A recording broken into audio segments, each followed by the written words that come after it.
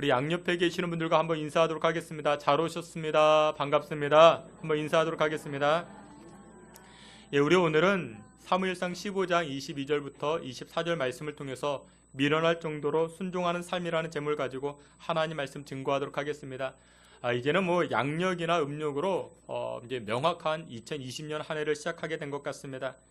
여러분들 2020년 한 해가 우리 인생 가운데 성공된 인생, 또한 복된 한 해가 되기 위해서는 버려야 할 것들은 빨리 버리셔야 됩니다.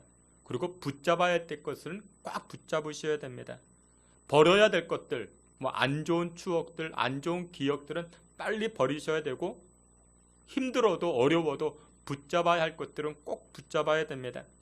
근데 어리석은 사람들은 어떻습니까? 반대로 합니다. 버려야 할 것들을 쌓아둡니다. 그러면 어리석은 인생이 됩니다. 그리고 붙잡아야 될 것들을 놓쳐버리는 경우들이 있습니다. 대표적인 사람이 누구냐? 오늘 성경에 등장하는 바로 사울 왕입니다.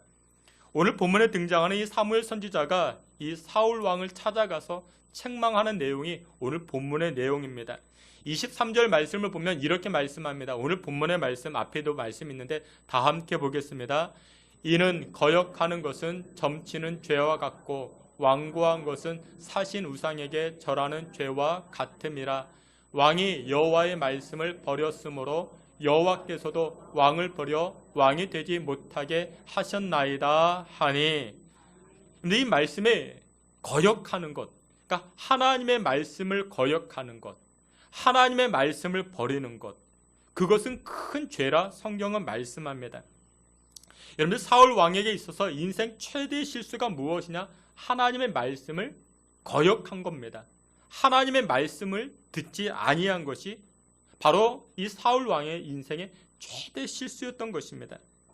여러분, 자동차를 생각해 보십시오. 예를 들어서 여기에 1억짜리 자동차가 있습니다. 1억짜리 자동차. 그러면 여러분들 정말 좋은 자동차 아니겠습니까? 외모도 근사하고 스펙도 굉장하고 어디 하나 빠질 것 없는 그런 자동차일 것입니다. 근데 여러분들 모든 스펙을 다 가지고 있다 할지라도 이 자동차는 누구에게 순종해야 됩니까? 운전자에게 순종해야 됩니다. 여러분들 아무리 1억짜리 자동차라 할지라도 갑자기 급발진한다거나 후진 기어를 넣는데 움직이지 않다거나, 여러분 그러면 1억짜리 자동차라 할지라도 쓸모가 없는 겁니다. 여러분들 갑자기 자동차가 막 튀어나갑니다. 그러면 여러분 불안해서 탈 수가 있겠습니까?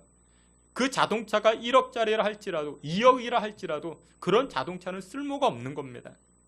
여러분들 하나님 앞에서도 하나님께서 원하시는 사람이 누구냐? 급발진하는 인생은 하나님 사용하지 않습니다. 하나님께서 멈추라 말씀하시면 멈추는 사람, 하나님이 함께 가자 말씀하시면 함께 움직이는 사람, 그런 사람들을 하나님 사용하십니다. 그리고 그런 사람들을 좋아하십니다.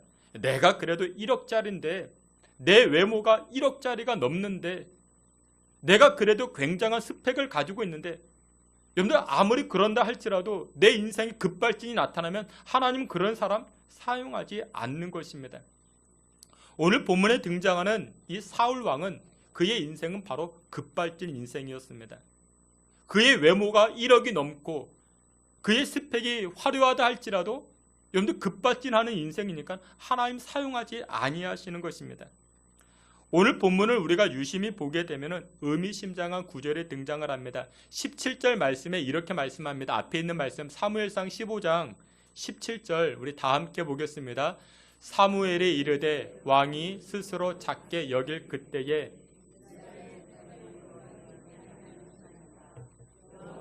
왕에게 기름을 부어 이스라엘 왕을 삼으시고. 아멘.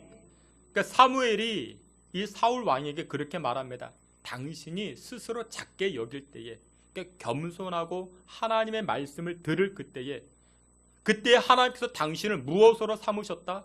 왕으로 삼으신 것 아닙니까? 왕으로 삼으신 것 아닙니까? 여러분, 우리는 다 보잘것없는 인생입니다. 연약한 인생입니다. 여러분 그거 인정하십니까? 여러분 지금 이 바이러스 하나 때문에 전 세계가 벌벌 떨고 있습니다. 그러니까 눈에 보이지도 않는 작은 바이러스입니다. 그러니까 그것 때문에 전 세계가 벌벌 떨고 있습니다. 그러니까 인간이 얼마나 연약한 존재인지 모릅니다. 그러니까 우리는 다 연약합니다. 그래서 우리는 하나님 앞에 스스로 작게 여기는 것입니다. 하나님 말씀대로만 살겠습니다. 이렇게 우리가 스스로 작게 여길 때에 하나님은 우리의 인생을 어떻게 만들어 가신다? 왕 같은 존재로 우리를 만들어 가시는 것입니다. 근데 이 사울 왕이 하나님의 말씀을 듣지 않습니다. 하나님 말씀대로 살지 아니합니다. 그리할 때 어떻게 하십니까? 하나님께서 이 왕된 사울을 폐하십니다. 그 자리에서 끌어내리십니다. 여러분, 여러분들의 자녀들을 왜 그렇게 학원에 보내십니까? 여러분들의 자녀들을 왜 그렇게 뒷바라지 하십니까?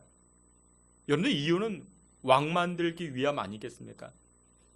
우리 자녀가 이제 앞으로 사회에 나가서, 세상에 나가서 쫄병으로 살지 말고 왕 같은 인생이 되기 위해서 여러분들 그렇게 학원 보내고 뒷바라지를 하는 거 아니겠습니까? 그렇죠. 우리 부모님은 우리 자녀들이 다 왕 같은 그런 삶을 살기를 원하고 있습니다. 근데 오늘 성경을 보니까 왕은 누가 만드신다? 엄마가 만드는 게 아니라, 학원이 만드는 게 아니라 하나님이 만드신다 말씀합니다. 뿐만 아니라 이 내용을, 이 사무엘상 15장 이 내용을 사도행전 1장에서 이렇게 말씀합니다. 사도행전 1장 21절에 보면 우리 앞에 있는 말씀 있죠. 다 함께 봅니다. 그 후에 그들이 왕을 구하거늘 하나님이 베냐민 지파 사람 기스의 아들 사울을 40년간 주셨다가 패하시고 다윗을 왕으로 세우시고 증언하여 이르시되 내가 내 마음에 맞는 사람이라 내 뜻을 다 이루리라. 아멘. 근데 이 말씀을 보면 하나님은 이 왕을 패하기도 하시고 또 왕을 세우기도 하시는 분이라는 사실을 우리가 알게 됩니다. 그런데 하나님은 그렇습니다. 하나님은 우리를 왕으로 만드실 수도 있고 또 왕된 자리에서 끌어내리시는 분도 하나님이라는 사실을 오늘 말씀을 통해 우리가 알 수 있습니다. 근데 그 기준이 무엇인지 아십니까? 누구를 왕으로 세우시고 누구를 그 왕된 자리에서 끌어내리는지 아십니까? 그 기준이 무엇이냐? 바로 순종이라 말합니다. 이 다윗은 양치기였습니다. 목동이었습니다. 근데 이 양치기, 이 목동을 왜 하나님은 이스라엘의 왕으로 삼으셨는가? 이 다윗은 하나님 말씀을 듣는 사람이었습니다. 하나님 말씀에 순종하는 사람이었습니다. 여러분, 성경 전체에서 순종이라는 단어, 이 순종에 관해서 핵심 포인트가 어디에 등장하는가? 바로 그 구절이 오늘 본문입니다. 사무엘상 15장 22절 하반절에 보면 이렇게 말씀합니다. 순종이 제사보다 낫고 듣는 것이 수양의 기름보다 나으니라 말합니다. 여러분들, 하나님 앞에서 가장 하나님이 기뻐하는 것이 무엇이냐? 순종입니다. 하나님 말씀대로 살아가는 것, 그것을 가장 기뻐하십니다. 오늘 설교는 이 사무엘상 15장 전체를 보아야 되는데 그 내용의 스토리는 이와 같습니다. 사무엘상 15장 1절을 보게 되면 1절부터 3절 말씀이 참 중요한데 여러분들 성경 한번 보도록 하겠습니다. 사무엘상 15장 여러분들 성경 1절 말씀 1절 다 함께 봅니다. 사무엘이 사울에게 이르되 여호와께서 나를 보내어 왕에게 기름을 부어 그의 백성 이스라엘 위에 왕으로 삼으셨은즉 이제 왕은 여호와의 말씀을 들으소서. 아멘. 여러분들, 왕은 누가 세우십니까? 하나님이 세우십니다. 오늘 본문에도 이 사울을 왕으로 세우신 분이 여호와 하나님이셨습니다. 그래서 사무엘 선지자가 이 사울에게 이렇게 권면합니다. 사울이여, 당신이 이제 왕이 됐으니 누구의 말씀을 들으소서? 여호와의 말씀을 들으소서. 그래서 15장 1절 하반절에 이렇게 말합니다. 왕은 여호와의 말씀을 들으소서. 근데 하나님의 말씀을 들어야 됩니다. 근데 무슨 말씀이냐? 2절과 3절에 이런 말씀이 등장합니다. 사무엘상 15장 2절과 3절 여러분들 성경 우리 다 함께 보겠습니다. 만군의 여호와께서 이같이 말씀하시기를 아말렉이 이스라엘에게 행한 일 곧 애굽에서 나올 때에 길에서 대적한 일로 내가 그들을 벌하노니 지금 가서 아말렉을 쳐서 그들의 모든 소유를 남녀와 소아와 젖먹는 아이와 우양과 낙타와 나귀를 죽이라 하셨나이다 하니. 아멘. 그럼 무슨 말씀을 하는가? 2절 보니까 만군의 여호와께서 말씀하시기를 이 이스라엘 백성들이 이제 누구와? 아말렉 족속과 전쟁을 해서 이 아말렉 족속을 다 진멸하라. 그것이 하나님의 말씀이었습니다. 2절에 보니까 이 아말렉 족속을 진멸하라, 전쟁하라 이야기합니다. 근데 왜 이 아말렉 족속과 전쟁을 해야 되는가? 신명기 25장에 보면은 그 내용이 이렇게 등장합니다. 이스라엘 백성이요, 애굽에서 출애굽하죠. 애굽에서 나왔습니다. 그리고 광야 기간을 거쳐가지고 가나안 땅에 들어가죠. 근데 이 광야 생활을 할 때 그 수많은 이스라엘 백성들이 광야를 행진할 때 피곤하죠. 그리고 힘겹죠.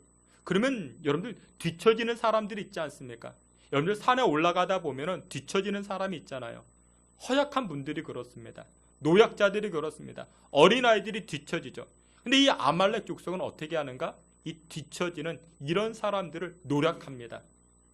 이런 사람들의 물건을 훔쳐가고 빼앗아 갑니다. 누가요? 아말렉 족속이요. 아주 나쁜 족속이죠. 그래서 하나님은 그것을 기억하시고 나중에 재정비되었던 이스라엘 백성, 이 사울 왕에게 이렇게 말합니다. 광야 때를 기억하여 이 아말렉 족속과 전쟁하여 그들을 진멸하라. 그것이 하나님의 명령이었습니다. 근데 여러분들 3절 말씀에 보면 이렇게 말씀합니다. 3절 말씀, 사무엘상 15장 3절, 우리 3절 한 번 더 봅니다. 지금 가서 아말렉을 쳐서 그들의 모든 소유를 남기지 말고 진멸하되 남녀와 소아와 젖먹는 아이와 우양과 낙타와 나귀를 죽이라 하셨나이다 하니. 아멘. 전쟁을 할 때 그들에게 있는 것을 어떻게 하지 말라? 남기지 말라, 살려두지 말라, 진멸하라. 성경은 그렇게 말합니다. 남겨두지 말고 다 죽이라, 그렇게 말합니다. 그런데 여러분, 사울왕은 하나님의 명령, 하나님의 말씀에 순종합니까? 그러지 못합니다. 남겨두었습니다. 다 죽이지 않고 살려두었습니다. 무엇을 남기고 무엇을 살려두었는가? 여러분들 성경 9절을 보면 이렇게 말씀합니다. 9절 말씀에 사울과 백성이 아각과 그의 양과 소의 가장 좋은 것 또는 기름진 것과 어린 양과 모든 좋은 것을 남겨두었다 말합니다. 그러면 여러분들 보세요. 하나님 말씀 순종한 겁니까? 순종하지 아니한 겁니까? 순종하지 아니한 것이죠. 그러면 여러분 왜 생각해 보십시오. 사울 왕은 왜 남겨두었을까요? 왜 하나님의 명령에 순종하지 않았을까요? 왜 다 진멸하지 않고 살려두었을까요? 11절 말씀을 보면 따르지 아니했다 말합니다. 따르지 아니했다. 이 원문에서는 이렇게 설명합니다. 하나님의 발자국을 따라가지 아니했다. 원문에서는 그렇게 말합니다. 여러분들 지뢰밭이 있죠? 지뢰밭이 있으면 어떻게 합니까? 앞에 걸어간 사람의 발자국을 똑같이 따라가야만이 사고가 안 나는 겁니다. 불상사가 안 생기는 것이죠. 근데 앞에 걸어간 사람을 따라가지 않습니다. 왜 따라가지 않은가? 나보다 앞서간 사람은 나보다 좀 어리석어 보이는 사람이야. 나보다 조금 미련해 보이는 사람이야. 나보다 좀 공부 못하는 사람이야. 나보다 미련하니까, 내가 그래도 더 똑똑하니까 내가 하고 싶은 대로 해야지. 그래서 앞사람을 따라가지 아니합니다. 여러분들 오늘 이 본문의 내용, 이 사울이 꼭 그와 같은 모습이었습니다. 하나님이 미련해 보인 것입니다. 하나님의 말씀이 어리석어 보이는 것입니다. 여러분들 요즘 시대를 무슨 시대라고 말하는가? 이성의 시대라 말합니다. 이성의 시대. 여러분들 르네상스를 통해서 계몽주의가 나타났죠. 그리고 이성의 시대가 활짝 열리게 되었습니다. 여러분들 이성의 시대가 꼭 나쁜 것은 아닙니다. 이성을 통해서 하나님을 발견하는 쪽으로 우리가 가야 되는데, 이성을 통해서 우리가 무엇을 발견하는가? 휴머니즘을 발견합니다. 거기서 인본주의가 나타나죠. 여러분들 인본주의는 신본주의 위에 인본주의가 있는 겁니다. 그러니까 하나님 위에 사람을 더 높이 채워둡니다. 그게 르네상스와 계몽주의였습니다. 여러분 자연의 흐름을 보면서 무엇을 발견해야 되는가? 만유의 주가 되시는 여호와 하나님을 발견하고 그분 앞에 경배하고 찬양해야 되는데, 이성이 발달되어지면서 이 이성을 통해서 하나님을 제외시키고 인간을 높이기 시작하는 것입니다. 그러니까 이성이 잘못되게 발전되어진 것이죠. 여러분들 이성으로만 성경 보면요, 이 하나님의 말씀이 얼마나 미련해 보이는지 모릅니다. 주일 성수하는 것부터가 미련해 보이죠. 아니 열심히 일해야 돈을 많이 벌 수가 있는 것인데, 근데 성경은 주일 성수하라고 이야기하죠. 아니 열심히 뭐 주일에도 물불 가리지 않고 학원 다니고 공부해야 뭐 이렇게 성공할 것처럼 세상은 이야기하는데, 주일은 주일 성수를, 성경은 주일 성수를 강조하죠. 미련해 보이죠. 그 여러분들 성경을 보면요 다 미련해 보입니다. 그래서 여러분들 세상 사람들은 성경 말씀대로 순종하지 아니하죠. 사울도요 하나님의 명령, 하나님의 말씀을 들었지만 이 아각 왕을 살려둡니다. 그리고 좋은 것들을 남겨둡니다. 이유가 무엇이었을까요? 하나님의 말씀이 미련해 보인 거예요. 왜 미련해 보였는가? 여러분들 이 사울 왕이요, 이 아각 왕, 이 아말렉 왕, 이 아각을 살려둔 이유가 인권을 중요시 여겼기 때문에요? 아닙니다. 이 아각 왕을 살려준 이유가 뭐 이 왕과 친분이 있었기 때문에? 아닙니다. 사울 왕을 이렇게 생각을 합니다. 이 아각 왕을 죽이는 것은 자신의 정치 세력을 구축함에 있어가지고 미련한 행동이었다, 이렇게 생각합니다. 왜 그랬는가? 이렇습니다. 여러분들 고대 사회에서는요 전쟁을 치르고 이기게 되면은 집으로 돌아올 때 개선문을 통과합니다. 근데 그때 그냥 통과해 들어오는가? 그렇지 않습니다. 적지에서 잡아온 포로들을 끌고 들어옵니다. 그러니까 전쟁 승리의 전리품이죠. 그 적군의 부녀자들과 이 모든 것들을 다 노예로 삼고 종으로 삼고 다 끌고 들어오는 것입니다. 여러분들 그때를 한번 상상해 보세요. 지금 막 이제 전쟁에 이겨가지고 개선문을 통과해 들어옵니다. 장군이 맨 앞에 서가지고 흰말을 타고 들어옵니다. 근데 적군의 왕이었던 이 아각 왕을 어떻게 끌고 오겠습니까? 개 끌고 오듯이 뭐 그렇게 끌고 오는 것입니다. 근데 여러분들 그러면 그럴 때 그 지역에 수많은 백성들이 나와가지고 이 개선 장군을 향해서 어떻게 합니까? 환호와 박수를 보냅니다. 그리고 갈채를 보냅니다. 우리 민족의 원수를 갚아주었다. 우리 부모님의 원수를 갚아주었다. 그리고서는 이 개선 장군에게 노래를 부릅니다. 칭찬합니다. 그때 여러분들 많은 사람들이, 백성들이 사울 사울 사울 하면서 뭐 굉장하지 않았겠습니까? 그때 노래를 부른 것이 무엇이었는가? 사울은 천천히요. 사울은 천천히요. 사울은 일당천이다. 그런 노래를 부르게 된 것입니다. 그러다가 나중에 이 다윗이 골리앗을 무너뜨리니까 또 사람들이 뭐라고 노래 부릅니까? 사울은 천천히요, 다윗은 만만이다. 뭐 그런 노래를 부르게 된 것이죠.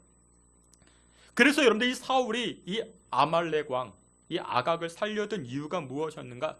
자신의 정치 세력을 탄탄히 할 수 있는 기회인데 살려두고 끌고 들어오면은 많은 사람들이 자기를 보고 그렇게 인기가 높아지고 자신의 정치 권력이 높아질 터인데, 그런데 하나님은 미련하게도, 하나님은 어리석게도 이 왕을 죽이라고 말씀하시니, 진멸하라고 말씀하시니, 야, 그 말씀은 어리석은 말씀이야, 미련한 말씀이야. 사울 왕이 그렇게 생각했던 것입니다. 여러분들 우리가 이 땅을 살아가면서 신앙의 성숙이라는 것, 하나님 앞에서 믿음이 자라난다라는 것, 여러분들 그것은 다름이 아니라 하나님의 말씀이라면요 미련할 정도로 순종하는 것입니다. 여러분들 우리가 아무리 똑똑해봐야 하나님보다 똑똑하겠습니까? 여러분들이 뜻이, 여러분들의 계획이 아무리 높고 커도 하나님보다 수가 많겠습니까? 여러분들의 수가 몇 개나 되겠습니까? 뭐 한 개, 두 개, 몇 개 안 되죠. 여러분들 하나님의 수는 우리를 뛰어넘습니다. 근데 우리는 자꾸만 하나님을 향해서 뭐라고 이야기하면, 하나님 좀 이건 어리석은 것 같은데요, 하나님 말씀하신 게 좀 이게 좀 미련해 보이는데요. 여러분 그러기 때문에 우리가 순종을 못합니다.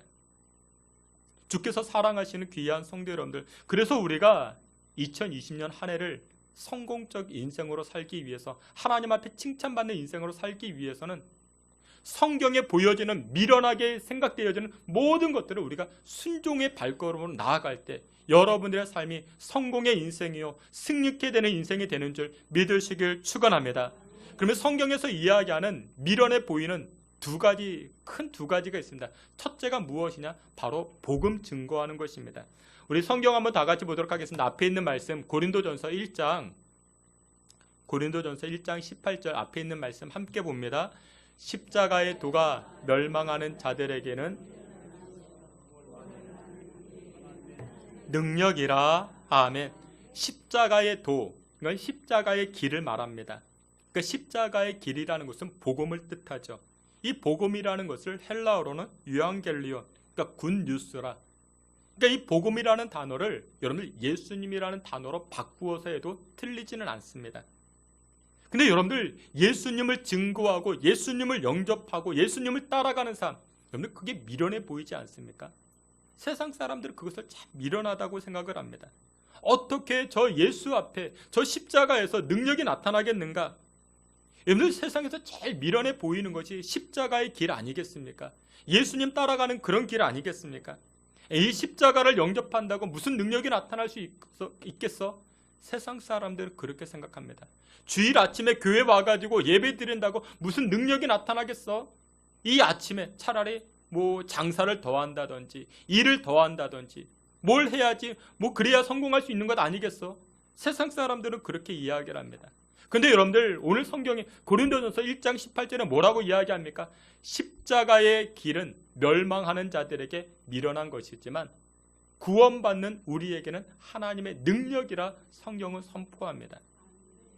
여러분들 우리가 미련하게 생각하는 것은 하나님에게 보실 때에 능력이 나타나는 줄 믿으시길 축원합니다. 마태복음 11장 4절과 5절에 이렇게 말씀합니다. 앞에 있는 말씀 함께 보겠습니다. 예수께서 대답하여 이르시되 너희가 가서 듣고 보는 것을 요한에게 알리되 맹인이 보며 못 걷는 사람이 걸으며 나병 환자가 깨끗함을 받으며 못 듣는 자가 들으며 죽은 자가 살아나며 가난한 자에게 복음이 전파된다 하라. 아멘. 어느 날 요한의 제자들이요 예수님을 찾아왔습니다. 예수님 당신이 정말로 메시아 맞으십니까? 우리 스승이 가르쳐 주신 그 메시아 맞으십니까? 우리가 그토록 기다리던 메시아 맞으십니까? 그러자 예수님께서 답을 해주시는데 이렇게 답해 주십니다. 너희들이 듣고 본 것을 전해 주어라. 나로 인해 가지고 역사가 나타난 것 너희들이 듣고 보았지 그걸 그대로 보여주어라. 들려주어라. 요한의 제자들이 무엇을 보고 무엇을 들었는가? 복음이 전파되는 곳마다 예수님이 증거되는 곳마다 세상 사람들은 그것을 미련하게 생각했지만 복음을 접하는 사람들에게 놀라운 역사들이 나타나는데 맹인이 보게 되고 앉은 자가 걷게 되고 나병 환자가 깨끗하게 고침받는 그런 놀라운 역사들이 나타나기 시작한 것입니다. 여러분 그래서 이 마태복음 11장에 보면 예수님을 영접한 사람들, 복음을 접한 사람들에게는 여러분들 육체적 변화가 나타나기 시작합니다. 여기 보니까 못 걷는 사람이 걸으며 그러니까 여러분들 육신의 안진뱅이가 놀랍게 일어서는 역사도 나타났지만 여러분들 그뿐만 아니라 사업에 실패해서 가정에서 실패해서 인생의 난관 때문에 주저앉은 사람들이 예수님을 영접하고 복음을 받아들이는 말미암아 그 정서적 안진뱅이에서 일어서는 경우가 얼마나 많이 있습니까? 그런 분들에게 복음이 들어가니까 예수님이 증거되니까 이 복음 안에서 소망을 발견하고 놀라운 역사, 놀라운 발걸음이 나타나기 시작합니다. 여러분들 신체적 안진뱅이도 고침받았지만 여러분들 인생의 안진뱅이, 여러분들 정서적 안진뱅이가 살아나고 일어서는 경우가 우리 주변에 얼마나 많이 있습니까? 뿐만 아니죠. 복음을 접하고 예수님을 접하고 나서 소경이 눈을 뜨게 되었다. 육신의 소경뿐만 아니라 여러분들 인생의 소경에서도 밝게 깨닫는 분들이 얼마나 많은지 모릅니다. 가장 가까운 예로요. 우리나라 이야기 아니겠습니까? 여러분들 우리나라가 개화가 된 것은 불과 얼마 되지 않습니다. 근데 가장 큰 계기가 무엇이냐? 바로 복음이었습니다. 구한말 서양 선교사님들이 이 땅에 들어와서 한글을 가지고 여성들을 깨우기 시작합니다. 그때 당시 이 한글은 안글이라 했습니다. 그러니까 안에서만 읽는 글. 밖에서는 한문을 가르쳤죠. 한문을 사용되어지고 한문만 가르쳤습니다. 근데 선교사님이 들어와서 이화학당, 배제학당 그곳에서 선교사님들이 여성들에게 이 한글을 가지고 복음을 접하기 시작합니다. 그러자 여성들의 눈이 띄어졌죠. 닫혀진 생각이 열리고 생각이 깨어나고 그 영향이 어디까지도 자녀들에게까지도 가정에까지도 나타나기 시작합니다. 여러분들 신체적 소경이 눈만 뜬 것이 아니라 인생에 가려진 부분들이 우리 생각이 닫혀졌고 우리의 마음이 닫혀진 것들이 열려지기 시작합니다. 무엇을 통해서요? 복음을 통해서, 예수님을 통해서. 그래서 여러분들 세상 사람들은 이 복음이 미련한 것으로 생각하지만, 예수님이 미련한 것으로 생각하지만 그렇지 않습니다. 주께서 사랑하시는 성도 여러분, 2020년 한 해 복음을 전해보십시오. 예수님 전해보십시오. 아무개야 우리 교회 가자. 누구요? 우리 예수 믿읍시다. 우리 예배 드립시다. 미련해 보일 수 있지만 우리가 선포하고 증거된 것들이 여러분들 씨앗이 되어서 하나님 그 마음 가운데 싹이 나고 열매 맺고 하나님의 백성이 되게 되는 줄 믿으시길 주의 이름으로 축원합니다. 마지막 두 번째로 미련하게 보이는 것, 마지막 두 번째는 바로 기도인 것입니다. 우리 요한복음 14장 13절부터 14절 우리 다 함께 보도록 하겠습니다. 앞에 있는 말씀 우리 다 함께 보겠습니다. 너희가 내 이름으로 무엇을 구하든지 내가 행하리니 이는 아버지로 하여금 아들로 말미암아 영광을 받으시게 하려 내가 행하리라. 아멘. 여러분, 세상 사람들이 봤을 때요, 이 기도만큼이나 미련해 보이는 게 또 어디 있겠습니까? 직장에 문제가 있어가지고 인생에 어떤 난관을 만나가지고 찾아왔는데 목사님 뭐라고 합니까? 기도합시다. 그거 얼마나 답답한지 몰라요. 문제가 생겨가지고 사람 만나서 해결해 나아가야 되는데 사람 만나기 전에 뭐 하자고? 기도하자 말씀하십니다. 그거 얼마나 미련해 보이는지 모르죠. 답답합니다. 근데 여러분들, 미련해 보이지만 우리가 기도할 때 놀라운 역사가 나타나기 시작합니다. 제가 처음으로 남산을 본 것이 1970년대였습니다. 서울에서 태어나고 서울에서 학교 다녔어도 남산이 아름답고 서울이 참 신기했습니다. 우리 부모님 세대는 더욱 그랬겠죠. 자연 그대로 보존이 되어 있으니까 이 서울이 참 아름다웠겠죠. 근데 그때 남산의 주변은 지금 보니까 정말 많이 바뀌었습니다. 여러분들 그거 아십니까? 마용성이라는 거 아십니까? 마용성. 이게 요즘 많이 잘 뜨고 있는데, 그 남산을 중심으로 둘러싸고 있는 그 도시가 있는데 마포, 용산, 성동, 이 세 지역을 붙여가지고 마용성 그렇게 부릅니다. 왜 그런지 아십니까? 지난 5년간 그 서울에서 가장 발전된, 가장 많은 변화가 나타났던 곳이 이 마용성입니다. 그러니까 강남보다도 아파트 값이 훨씬 더 많이 올랐던 지역이 이 마용성입니다. 근데 여러분들, 이 마용성, 이것이 좋은 쪽으로 변했는가? 좋지 않은 쪽으로 변한 것 같습니다. 편리함으로는 많이 바뀌어졌겠지만 여러분들, 편리한 것이 꼭 좋은 것만은 아니죠. 저는 서울에서 태어났습니다. 어렸을 때 저의 모습과 지금의 모습은 많이 달라졌죠. 제가 좋은 쪽으로 변했을까요? 그렇진 않습니다. 여러분들, 변하는 것은 대부분 좋지 않은 쪽으로 변해집니다. 제 피부는 어렸을 때 굉장히 애기 피부와 같았습니다. 근데 지금은 뭐 그렇지 않죠. 우리 부모님 세대에는 훨씬 더 공기가 좋았고 물도 좋았습니다. 서울에 약수터가 참 많았어요. 여러분들, 우리 동네 옆쪽에 그 약수동 아시죠? 약수동. 약수터, 좋은 약수터가 있어서 약수동이었습니다. 원래 이 약수동은 성동구에 있다가 1975년 중구로 편입이 되어집니다. 또 우리 교회 옆 동네가 옥수동이죠. 옥수동 339번지에 뭐가 있었냐면 우리나라 유명했던 옥정수라는 그런 우물이 있었습니다. 이 옥정수 물은요, 그 위장이 참 좋아가지고 나라님에게까지도 이렇게 진상되어지는 그런 우물이었습니다. 근데 여러분들, 그 지금 그런 우물이 남겨져 있습니까? 남아 있나요? 없습니다. 개발되어지면서 다 없어지고 있어도 오염돼서 먹지도 못하죠. 또 우리 동네 옆 동네가 성수동입니다. 그 숫자가 다 들어가요. 성수동. 그때 이 성수동 사람들은요, 옛날에 한강물을 그 식수로 사용할 정도로 그렇게 좋은 마을이었습니다. 근데 여러분들, 약수동, 옥수동, 성수동, 지금 이렇게 물 안 그렇죠? 백산수, 삼다수, 에비앙 사다 먹죠. 근데 그게 더 좋습니까? 좋지 않죠. 옛날 우물이 더 좋죠. 여러분들, 지금 변하는 것들을 보면요, 다 안 좋은 쪽으로 변합니다. 근데 여러분들, 우리가 기도하고 우리가 하나님 앞에 엎드리면요, 안 좋은 것들이, 악한 것들이 좋은 쪽으로, 아름다운 것들로 회복되어지고 바뀌어지게 되는 줄 믿으시길 축원합니다. 여러분들, 우리가 기도하면요, 첫 번째로 뭐가 바뀌어지는가? 우리의 이름이 바뀌어집니다.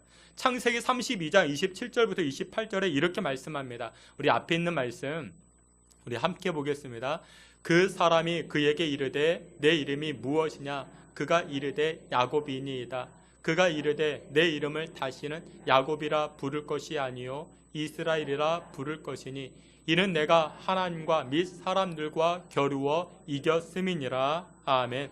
창세기 32장에서는요 이 야곱이 하나님의 천사와 간절히 기도하던 이 영적 기도의 싸움이 있었던 내용이 창세기 32장 내용입니다. 간절히 기도했던 이 야곱에게 하나님의 천사가 이 야곱을 향해서 뭐라고 이야기하는가? 야, 너의 이름이 무엇이냐? 너의 이름이 무엇이냐? 야곱에서 이스라엘이라는 이름으로 바뀌어집니다. 송나라 주자가 쓴 책 가운데 소학에 이런 말이 있습니다. 이연부모 효지종야라는 그런 말이 있습니다. 무슨 내용이냐? 부모님의 이름을 드러냄이 효도의 끝이라 그렇게 말하는 것입니다. 그러니까 불효가 무엇이냐? 부모님 이름에 먹칠하는 것, 그것이 불효라 그렇게 말하는 것이죠. 여러분들, 하나님의 천사가 이 야곱에게 너의 이름이 무엇이냐라고 묻는 것은 너 지금까지 어떻게 살아왔느냐? 여러분들, 야곱이라는 이름의 뜻이 사기꾼, 발목을 붙잡는 자, 그런 뜻입니다. 근데 너는 앞으로 야곱이라는 이름으로 살지 말고 너의 이름은 이스라엘이다. 하나님과 겨루어 이겼다. 하나님과 싸워 이겼으니 뭐가 두렵겠느냐? 너의 인생은 승승장구다. 그런 이름으로 바뀌어지게 된 것입니다. 이 야곱이 무엇했더니? 기도했더니 그의 인생이 변화되기 시작한 것입니다. 여러분들, 기도하면은 놀라운 역사가 나타납니다. 근데 여러분들, 세상 사람들은, 아니 교회 다니는 사람들도요 기도하는 것을 아주 미련하게 생각합니다. 우리 엄마는 하는 일이 없어가지고 새벽 기도 나가시지, 우리 할머니는 하는 일이 없으니까 저녁 기도에 나가시지. 여러분들, 그게 아니라는 거 아시죠? 여러분들, 인생은 제 아무리 힘써도 안 되는 거예요. 인생입니다. 누가 도와주셔야? 하나님이 도와주셔야. 여러분들이 아무리 힘쓰고 애써도 여러분들의 자녀를 왕 만들 수 있습니까? 못 만듭니다. 기도하셔야 됩니다. 우리 2월 한 달을 우리 심야기도회, 우리 각 구역 주간으로 이제 심야기도회를, 특별 심야기도회를 하고자 합니다. 3월 달에 여러분들의 자녀가요, 손주들 있죠, 이제 새 학기 시작합니다. 이제 새 출발하는 것이죠. 여러분들, 우리 자녀들 좋은 친구 만나고 또한 좋은 환경에서 공부할 수 있도록 어머니라면, 아버지라면, 할아버지, 할머니라면 여러분들 기도해 주셔야 되지 않겠습니까? 여러분들, 손주고 몇 명 있는지 아시죠? 우리 손주 몇 명? 11명? 12명? 손주 한 명당 3분씩 기도하셔야 됩니다. 아버지, 어머니는 아들, 자녀들 한 사람당 10분씩 기도하시고, 최소한 그 정도는 해야 여러분들 할아버지, 할머니 그리고 얼굴이 서지 않겠습니까? 저녁에 나오셔서 기도하십시오. 그러면 하나님께서 역사해 주십니다. 말씀의 결론을 맺도록 하겠습니다. 성경을 보면요, 미련하게 보이는 것들이 얼마나 많은지 모릅니다. 오늘 본문에 등장하는 이 사울 왕도요, 하나님의 말씀에 미련해 보였어요. 아니, 나의 정치 권력을 세울 수 있는 그런 아주 좋은 기회인데 왜 다 죽이라? 근데 이 사울 왕이 하나님의 말씀에 순종하지 아니하게 되자 하나님 어떻게 하십니까? 하나님께서는 이 사울 왕을 왕으로 세운 것을 후회하셨고, 그리고 나중에 그 자리에서 내려버리십니다. 주께서 사랑하시는 귀한 성도 여러분들, 2020년 한 해 여러분들이 하나님의 말씀 대할 때에 미련해 보이는 그 말씀이라 할지라도 여러분들 끝까지 순종해 보십시오.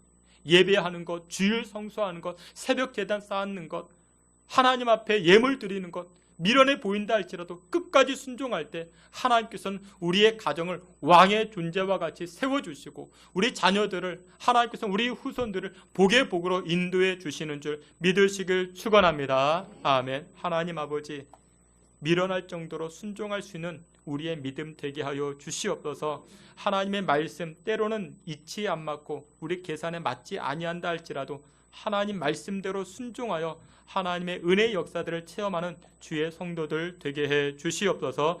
예수님의 이름으로 기도하옵나이다. 아멘.